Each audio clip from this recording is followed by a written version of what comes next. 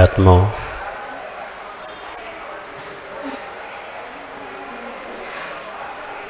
पीत लेशा को हम समझ रहे हैं।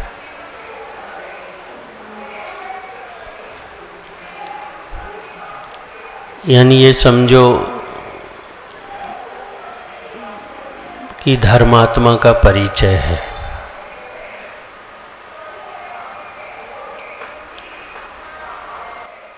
पूछने की जरूरत नहीं है कि वो धर्मात्मा है कि नहीं है,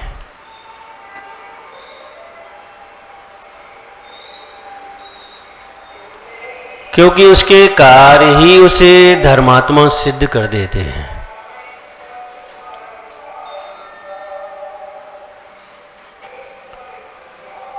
और धर्मात्मा के अंदर जो कुछ भी होता है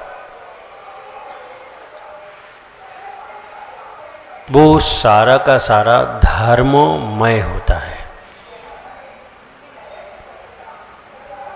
आचार्य महावीर कीर्ति का नाम सुना होगा आपने।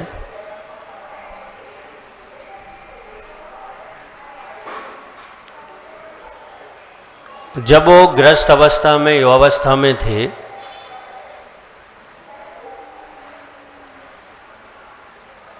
तो नदी पर रोज नहाने जाते थे।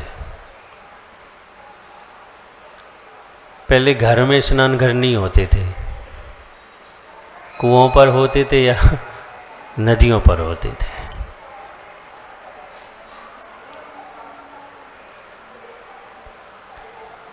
वह पढ़ने में होशियार थे, बुद्धि के तेज थे, सभ्य थे, मर्यादित थे, तो और उनके साथी उनसे चिढ़ते थे। ध्यान रखना, सरलता के शत्रु बहुत होते हैं, बहुत होते हैं, बहुत होते हैं। कोई अगर सरल रहना चाहे, सरल बनना चाहे, तो लोग उसे सरल ना रहने देते और न बनने देते। अब आपके घर में आपका बेटा बिल्कुल सीधा हो तो आपको टेंशन हो जाएगी, इतना सीधा है। पड़ोसी का बेटा टेढ़ा है, उसे देखकर लगता कि सीधा होना चाहिए।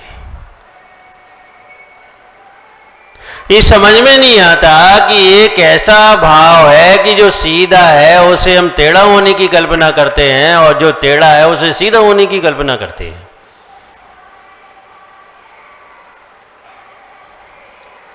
इस स्वार्थ भाव ही हो सकता है, धर्म भाव नहीं हो सकता। जबकि हमें ये विचार करना चाहिए कि सभी लोग सीधे हों। सीधे का मतलब होता है सरल। सरल का मतलब होता है पापों से डरने वाला व्यक्ति। जो पापों से डरता है वही सीधा हो सकता है, और जो पापों से ना डरे टेढ़े होने में टाइम थोड़ी लगता।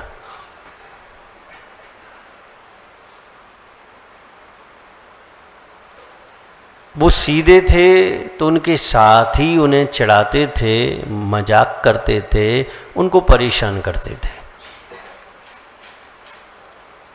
एक दिन उनके साथियों ने योजना बनाई,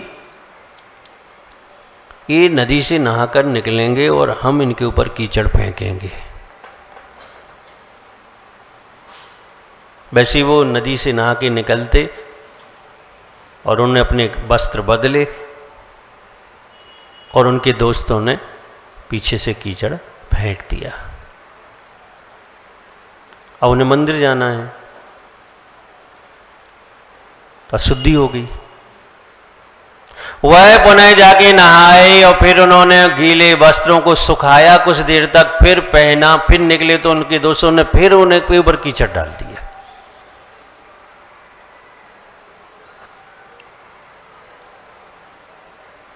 पाप का तो अच्छा उदय नहीं होगा उनके, पक्की बात है, लेकिन सामने वाले का कृत्य भी अच्छा नहीं है। लेकिन सहन शक्ति सब व्यक्तियों के अंदर ये सहन शक्ति होना चाहिए कि हम सह जाएं।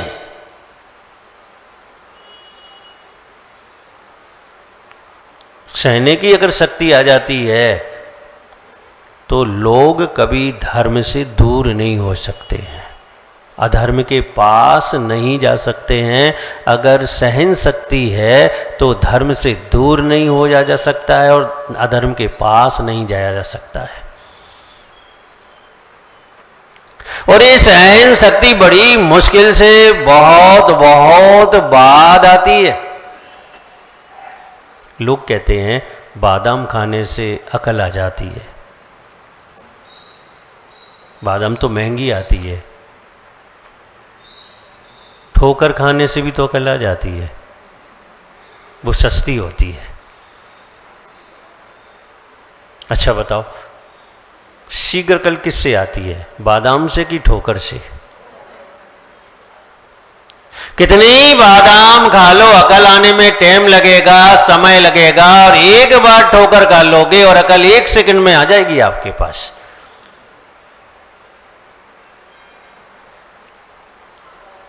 लेकिन उन लोगों को अपन क्या कहेंगे जो ठोकर भी खाते हैं, बादाम भी खाते हैं और अकल नहीं आती है? उन्हें हम क्या कहेंगे? दोनों चीजें खा रहे हैं, रोज ठोकर खा रहे हैं, रोज बादाम खा रहे हैं, फिर भी अकल नहीं आ रही है, काम करने का तरीका नहीं आ रहा है, सोचने का विचारने का तरीका नहीं आ रहा है, सरलता नहीं आ रही है, सहनशीलता नहीं आ रही। तो ऐसे लोगों को हम क्या कहेंगे? ध्यान रखना है, सहनशीलता है तो आप धर्म निश्चिंता से कर सकते हैं। अब बैठे हैं मंदिर में, कोई आके बगल में बैठ गया, अब आपको पसंद ना हो सकता है, आपको अच्छा ना लगता हो सकता है, तो सह जाओ। 10 मिनट की बात होगी, 20 मिनट की बात होगी, आध घंटे की बात होगी, और इतनी देर तक अगर सह जाते हैं, सहन शक्ति लगते हैं, तो पूजा अच्छे से हो जाएगी और पीतलेशा का भाव बना रहेगा। अब पूजा तो एक तरफ, वो व्यक्ति तुम्हारी दृष्टि में आ गया, अब क्या चलेगा दिमाग में और दिल में? मुझे ऐसा लगता है 1000 पूजा से जितना पुण्य नहीं कमाते, उतना पाप तुमने उस व्यक्ति के बैठने से कमा लिया। और अगर सहन शक्ति होती, सहने की शक्ति होती, तो 1 सेकंड नहीं लगता कि मुझे क्या मतलब है, अपना काम करें। क्या कहते? उससे हमें क्या प्रयोजन है, अपना काम करो। और जब अपना काम करने लगते हैं तो इसका मतलब यह है कि हमें वो ताकत आ गई है जिससे हम सह सकते हैं। हम पार्श्वनाथ भगवान को सबसे ज्यादा किस चीज में याद करते हैं? सहन शक्ति में। सबसे ज्यादा याद अगर किया जाता है पार्श्वनाथ भगवान को तो सहन शक्ति की वजह से याद किया जाता है। और किसी भी व्यक्ति को भी अगर याद किया जाए तो सबसे ज्यादा सहन शक्ति के कारण याद किया जाएगा। फिर कीचड़ डाल दिया, फिर गए, फिर नहा लिया, फिर कपड़े सुखाए, फिर पहने, फिर टीचर, 6-7 बार ऐसा हो गया। उन्होंने देख लिया कि ये मेरे ही मित्र हैं, मेरे साथ पढ़ने वाले हैं, मेरा हाथ छुड़ाते हैं, मुझे चढ़ाते हैं, ये चाहते हैं कि मैं इन जैसा बन जाऊं, लेकिन उनकी कोई प्रतिक्रिया नहीं है। ना समझदारी भरी प्रतिक्रिया पर समझदारी की ही प्रतिक्रिया करनी चाहिए। अगर सामने वाला ना समझदारी की प्रतिक्रिया कर रहा है और आप भी ना समझदारी की प्रतिक्रिया करेंगे तो क्या होगा? बाहर में जो होगा वो तो ठीक है, लेकिन अंदर में क्या होगा? शुभ इच्छाएं समाप्त होंगी, अशुभ इच्छाएं आएंगी। वो 4-5 उनके मित्र ना समझदार हो सकते हैं, लेकिन उन्होंने कहा कि मैं तो समझदार रहूंगा। भव्य आत्माओं, ऐसा चलता रहा, 1 बार 2 बार 3 बार 4 बार 5 बार। एक वृद्ध व्यक्ति नदी पर बैठा हुआ था, अपना काम कर रहा था, वो इस सारा दृश्य देख रहा था। उसे बहुत बड़ा आश्चर्य था कि ये 16-17 साल का युवा इतना धैर्यशाली, इतना सहनशील कैसे हो सकता है। जब वो आया, उसने बात की कि ये बच्चे तुम्हारे लिए परेशान कर रहे हैं, तुम कोई प्रतिक्रिया नहीं कर रहे हो। तो उन्होंने कहा, प्रतिक्रिया तो मैं कर रहा हूं, उनके प्रति नहीं कर रहा हूं, अपने प्रति प्रतिक्रिया कर रहा हूं। और मैं ये सोच रहा हूं कि मैंने ही कुछ ऐसा कर्म किया होगा, मैंने ही किसी को परेशान किया होगा, मैंने भी किसी को कष्ट दिया होगा, इसलिए आज ही मुझे कष्ट दे रहे हैं। भाव पीतलीशा का है। ध्यान रखना, आप ग्रस्त हो, हर क्षण आपको जरूरत है सहनशीलता की, क्योंकि आपका जो एरिया है, उस एरिया में रहने वाले लोग हैं वो अच्छे नहीं हैं, ईर्ष्यालु हैं, निंदक हैं, बुराई करने वाले हैं। अब ऐसी एरिया में रहकर किस चीज की जरूरत है? सहनशीलता की जरूरत है। अगर धर्मात्मा हो, धर्मात्मा बने रहना चाहते हो, धर्म करना चाहते हो, शुभ लिशा में प्रवेश करना चाहते हो, पीत लिशा का भाव बनाना चाहते हो, तो तुम्हें सहनशीलता होना ही पड़ेगा। और अगर सहनशील नहीं होगे तो तैयार रहो कापोत नील और कृष्ण लिशा में जाने के लिए। अब घर जाओगे आज, मान लो थोड़ा सा लेट हो गया और किसी ने कह दिया कितने लेट हो गए, जैसे क्या जवाब देना चाहिए? तो क्या करें, प्रवचन सुननी तो गए थे, कहीं बातें थोड़ी कर रहे थे। तो ये भी बता दो कि बातें भी तो की थी प्रवचन के साथ साथ। नहीं, ये छुपा जाएंगे और ईगो सामने आ जाएगा। आराम से कह दो, बातें भी की थी, प्रवचन भी सुने थे, बुराई भी कर दी थी किसी की, निंदा भी कर दी थी किसी की, किसी को गलत सलाह भी दे दी थी। नहीं दे देते?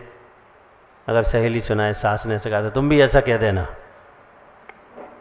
तुम्हें चुप नहीं रहना चाहिए, तुम्हें भी जवाब दे देना चाहिए, ये भी तो कर देते हो, तो बोल दो सब। यहां पे सहनशीलता होनी चाहिए कि चुप हो जाए कि हाँ गलती तो है, लेट तो हुए हैं, और वहां पर झुक जाएं। और आजकल तो एक शब्द मार्केट में बहुत चल रहा है, सॉरी। कुछ भी करो सॉरी। मार्केट में इस शब्द की कोई वैल्यू नहीं है।